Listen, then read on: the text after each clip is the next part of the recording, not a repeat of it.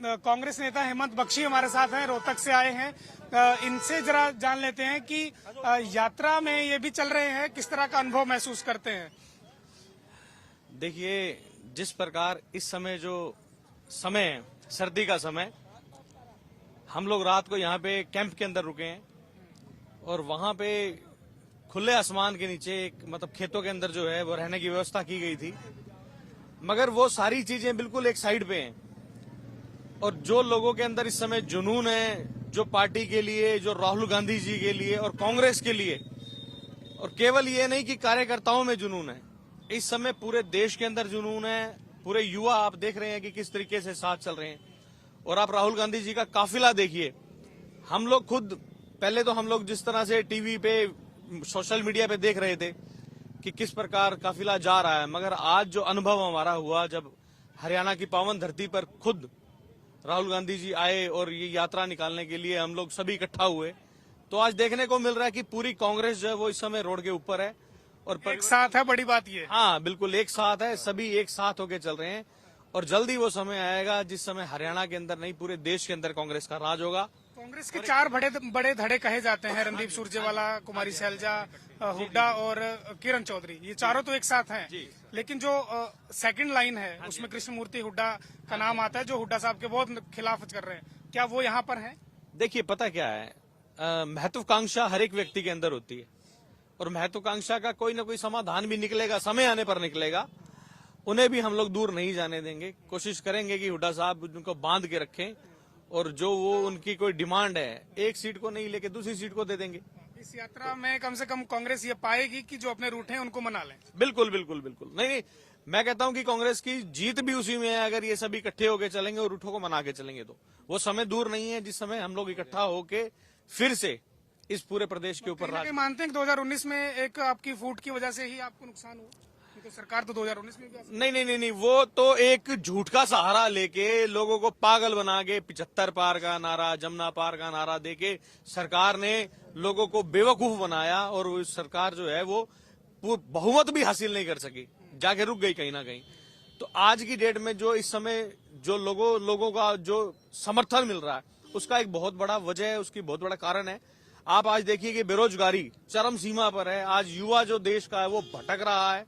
आज महंगाई जो है वो इस कगार पे है कि एक आम इंसान को अपने परिवार का भरण पोषण जो है वो करना बहुत मुश्किल हुआ है। उसके अलावा अगर आप भ्रष्टाचार देखेंगे तो हमने हरियाणा के अंदर, मैं हरियाणा की बात करूंगा, हमने हरियाणा के अंदर आज तक ऐसा भ्रष्टाचार कभी नहीं देखा था जो हमें आज देखने को मिल रहा है। दुष्यंत चौटाला तो कहते हैं कि भारत तो अखंड है, उसको जोड़ने की जरूरत नहीं है, कांग्रेस अपनी पार्टी को पहले जोड़ ले। नहीं, कांग्रेस पार्टी तो पहले भी शुरू में भी एक थी, अब भी एक, ऐसी कोई बात नहीं है। और आप अगर दुष्यंत नाम पर अक्सर सवाल उठाए जाते हैं कि भारत जोड़ो यात्रा का नाम ठीक नहीं रखा गया, भारत कहाँ अलग है?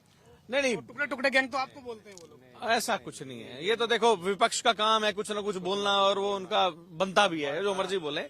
बाकी भारत जोड़ो उस तरीके से नहीं। भारत जोड़ो यात्रा का मतलब वो नहीं है कि भारत जोड़ो का यात्रा का मतलब ये है कि हम लोग इकट्ठे हों, महंगाई के खिलाफ, भ्रष्टाचार के खिलाफ, इस जो आज की डेट में बेरोजगारी, युवाओं जो रोजगार नहीं मिल रहा उनको, उसके खिलाफ। एक खाई हिंदू मुसलमान में कहीं ना कहीं जो खड़ी की जा रही है, उसको लगता है उसको पाटने में कहीं ना कहीं कामयाब हो पाएंगे राहुल गांधी? देखिए, मैं समझता हूं कि बीजेपी के पास मुद्दे ही कहीं ना कहीं सिर्फ दो ही हैं। या तो वो घूम फिर के राष्ट्रवाद पर आते हैं या वो धर्म पे आते हैं। वो पूरे अगर भारत की बात कर रहे हैं तो वो भारत को लड़ाते हैं राष्ट्रवाद और धर्म के ऊपर। फिर जब वो क्षेत्र में आते हैं तो फिर वो जातिवाद में बांट देते हैं। बीजेपी पे और कोई मुद्दा नहीं है। आप इस समय देखिए कि रेवेन्यू, मतलब गवर्नमेंट इतना कलेक्ट कर रही है, मैंने आज तक नहीं देखा। मैं एक व्यापारी हूं, मैंने आज तक इतना टैक्स किसी सरकार में नहीं दिया जितना मैं इस सरकार में दे रहा हूं। और पता नहीं किस प्रकार के टैक्स लगा दिए गए हैं। मगर डेवलपमेंट के नाम पे आज हम लोग रोहतक से लेके यहां तक आए, मैं रास्ते में देखता आ रहा हूं कि कोई भी सड़क ऐसी नहीं है जो थोड़ी सी भी बनी हुई हो। और उसके अलावा जितने भी सरकारी संयंत्र थे वो देश के एक एक करके भारतीय जनता पार्टी बेचती चली जा रही है, खत्म करती चली जा रही है। सरकार के पास देने के लिए कुछ नहीं है, मगर लूटने खसोटने के लिए सब कुछ है। तो कोई लंबा टाइम नहीं है। पिछली बारी भी बस सरकार की खिलाफत का वोट जो दुष्यंत चौटाला अपनी पार्टी के लिए लेके गए और इकट्ठा हो गए अपने निजी स्वार्थ के लिए, नहीं तो जन भावना के साथ तो पहले भी खिलवाड़ हुआ था।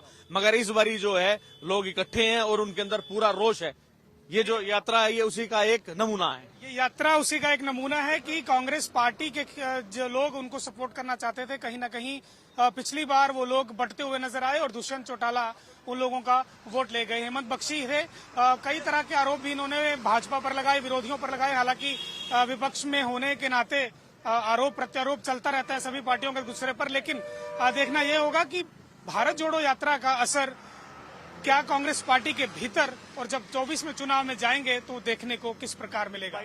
कैमरा पर्सन मोनू के साथ सुधीर पांडे, पंजाब केसरी टीवी, फिरोजपुर झिरका, नो।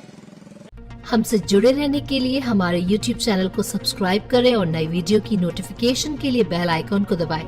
अगर आप ये वीडियो Facebook पर देख रहे हैं तो लाइक जरूर करें और ज्यादा से ज्यादा शेयर करें। धन्यवाद।